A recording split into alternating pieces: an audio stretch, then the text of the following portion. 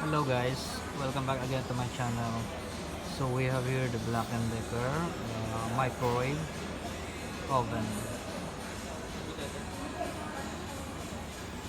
So as you see guys, the function is low, medium low, medium high, high.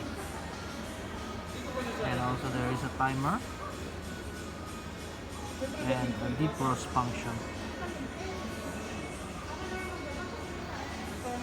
So this is the basic microwave of Black & Decker. It's a manual button is there. It has also a rotating plate. So this model is 20 liters.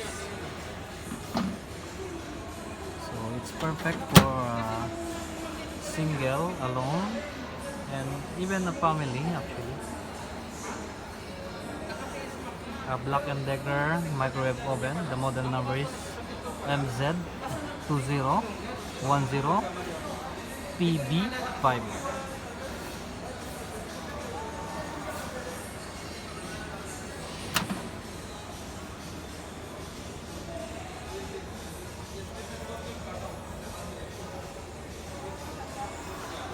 So guys, this is the manual.